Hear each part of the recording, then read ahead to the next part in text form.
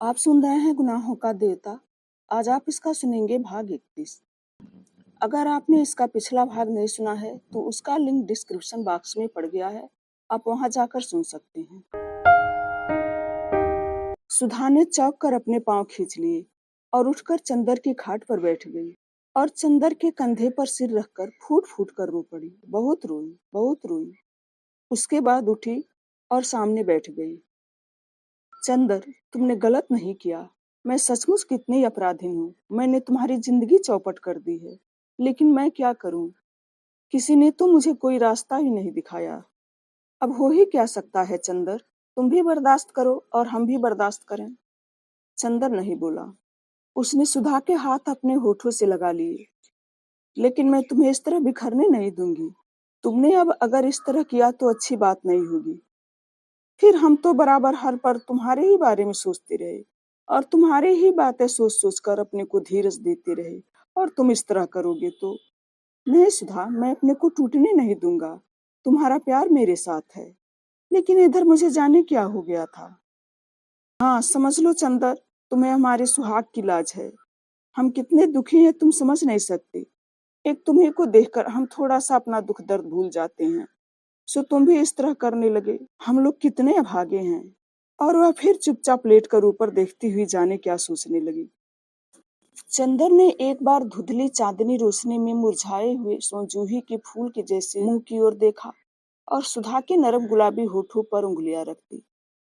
थोड़ी देर वह आंसू से भीगी हुई गुलाब की दुख भरी पंखुड़ियों से उंगलियां उलझाए रहा। फिर बोला, क्या सोच रही थी? चंदर ने बहुत दुलार से सुधा के माथे पर हाथ फेर कर कहा। सुधा एक फीकी हंसी हंसकर बोली, जैसे आज लेटी हुई बादलों को देख रही हूँ और पास तुम बैठे हो। इसी तरह एक दिन कॉलेज में दोपहर को मैं और गेसी लेटे हुए बादलों को देख रहे थे। उस दिन उसने एक शेर सुनाया था, कैफ बरदोश बादलों को न देख, बेखबर तू कुचल जाए ना कहीं। उसका कहना कितना सच निकला। भाग्य ने कहाँ ले जा पटका मुझे। क्यों, वहां तुम्हें कोई तकलीफ तो नहीं? चंदर ने पूछा। हाँ, समझते तो सब यही हैं, लेकिन जो तकलीफ है वह मैं जानती हूँ या बिनती जानती है। सुधा ने गहरी सांस लेकर कहा। वहां आदमी भी बने रहने का अधिकार नहीं है। क्यों? चंदर ने पूछा। क्या बताएं तुम्हें चंदर, कभी कभी मन में आता है कि डूब मरूं। ऐसा भी जीवन होगा मेरा, यह कभी मैं नहीं सोचती थी। सुधा ने कहा। क्या बात है, बताओ ना? चंदर ने पूछा। बता दूंगी देवता, तुमसे भला क्या छुपाऊंगी, लेकिन आज नहीं, फिर कभी। सुधा ने कहा। तुम परेशान मत हो। कहाँ तुम, कहाँ दुनिया। काश कि कभी तुम्हारी गोद से अलग न होती मैं। और सुधा ने अपना मुंह चंदर की गोद में छिपा लिया। चांदनी की पंखुड़ियां बरस पड़ी।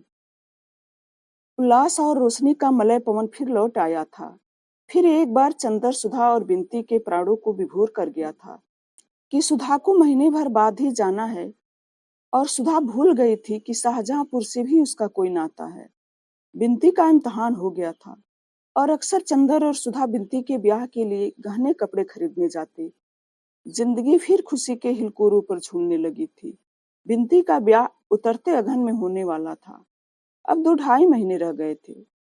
सुधा और चंदर जाकर कपड़े खरीदते और लौटकर बिनती को जबरदस्ती पहनाते और गुड़िया की तरह उसे सजाकर खूब हंसते।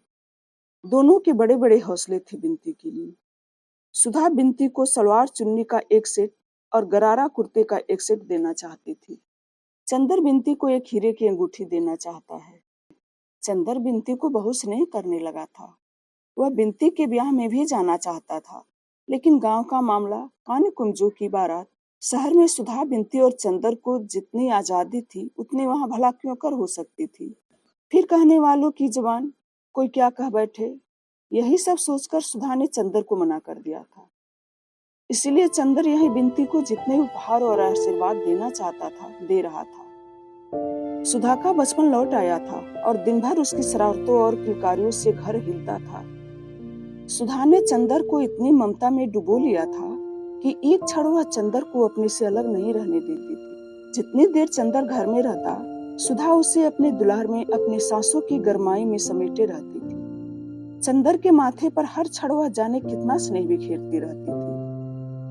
एक दिन चंदर आया तो देखा कि बिनती कहीं गई है और सुधा चुपचाप बैठी हुई बहुत से पुराने खतों को संभाल रही है। एक गंभीर उदासी का बादल घर में छाया हुआ है। चंदर आया, देखा सुधा आंख में आंसू भरे बैठी है।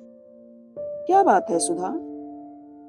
रुखसती की चिट्ठी आ गई चंदर, परसों शंकर बाबू आ रहे हैं। चंदर के हृदय की धड़कनों पर जैसे किसी ने हथौड़ा मार दिया। वह चुपचाप बैठ गया। अब सब खत्म हुआ चंदर, सुधा ने बड़े ही करुण मुस्कान से कहा। अब साल भर के लिए विदा, और उसके बाद जाने क्या होगा। चंदर कुछ नहीं बोला, वहीं लेट गया और बोला, सुधा दुखी मत हो। आखिर कैलाश इतना अच्छा है, शंकर बाबू इतने अच्छे हैं, दुख किस बात का। रहा मैं तो अब मैं सशक्त रहूंगा, तुम मेरे लिए मत घबराओ। सुधा एकटक चंदर की ओर देखती रही, फिर बोली, चंदर तुम्हारे जैसे सब क्यों नहीं होते? तुम सचमुच इस दुनिया के योग्य नहीं हो। ऐसे ही बने रहना चंदर मेरे, तुम्हारी पवित्रता ही मुझे जिंदा रख सकेगी, वरना मैं तो जिस नरक में जा रही हूँ, तुम उसे नरक क्यों कहती हो, मेरी समझ में नहीं आता। तुम नहीं समझ सकते, तुम अभी बहुत दूर हो इन सब बातों से। लेकिन सुधा बड़ी देर तक चुप रही, फिर खत सब एक और खिसका दिए और बोली, चंदर उनमें सब कुछ है, वे बहुत अच्छे हैं, बहुत खुले विचार के हैं, मुझे बहुत चाहते हैं, मुझ पर कहीं से कोई बंधन नहीं। लेकिन इस सारे स्वर्ग का मोल जो देकर चुकाना पड़ता है, उससे मेरी आत्मा का कड़कड़ विद्रोह कर उठता है। और सहसा घुटनों में मुंह छिपाकर रो पड़ी। चंदर उठा और सुधा के माथे पर हाथ रखकर बोला, छी रो मत सुधा, अब तो जैसा है जो कुछ भी है बर्दाश्त करना पड़ेगा। कैसे करूं चंदर, वह इतने अच्छे हैं और इसके अलावा इतना अच्छा व्यवहार करते हैं कि मैं उनसे क्या कहूं, कैसे कहूं। सुधा बोली, जाने दो सुधी, जैसी जिंदगी है वैसा निर्वाह करना चाहिए, इसी में सुंदरता है। और जहां तक मेरा ख्याल है, वैवाहिक जीवन के प्रथम चरण में ही यह नशा रहता है, फिर किसको यह सूझता है। आओ चलो चाय पिए, उठो, पागलपन नहीं करते, परसों चली जाओगी, रुलाकर नहीं जाना होता, उठो। चंदर ने अपने मन की जुगुप्सा पीकर ऊपर से बहुत स्नेह से कहा। सुधा उठी और चाय ले आई। चंदर ने अपने हाथ से एक कप में चाय बनाई और सुधा को पिलाकर उसी में पीने लगा। चाय पीते पीते सुधा बोली, चंदर तुम ब्याह मत करना, तुम इसके लिए नहीं बने हो।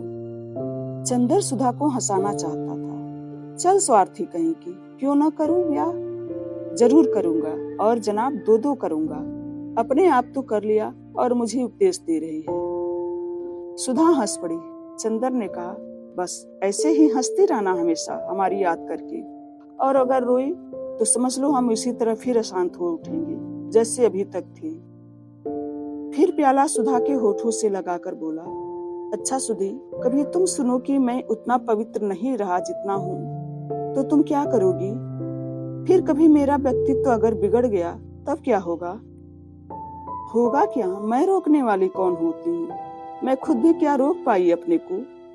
लेकिन चंदर तुम ऐसे ही रहना, तुम्हें मेरी प्राणों की सौगंध है, तुम अपने को बिगाड़ना मत। चंदर हंसा, नहीं सुधा, तुम्हारा प्यार मेरी ताकत है, मैं कभी गिर नहीं सकता जब तक तुम मेरी आत्मा में गुथी हुई हो।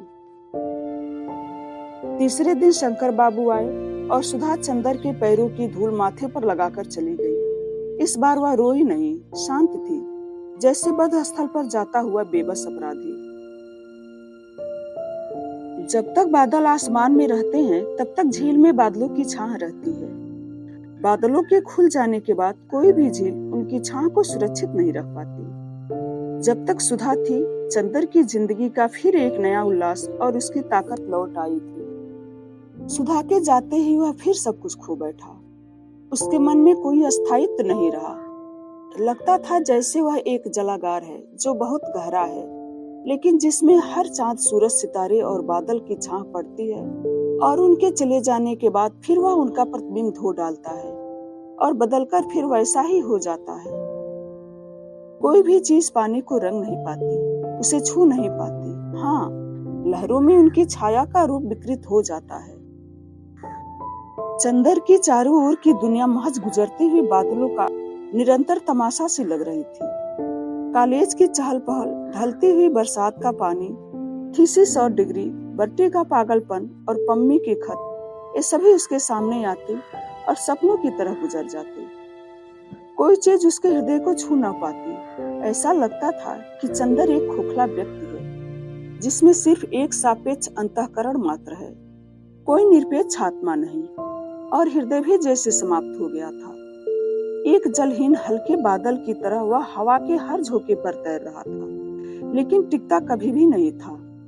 उसकी भावनाएं, उसका मन, उसकी आत्मा, उसके प्राण, उसका सब कुछ सो गया था और वह जैसे नींद में चल फिर रहा था, नींद में सब कुछ कर रहा था। जाने के 8-9 रोज बाद सुधा का खत आया। गुनाहों का देवता यहीं तक। अगले वीडियो में फिर मिलेंगे। धन्यवाद।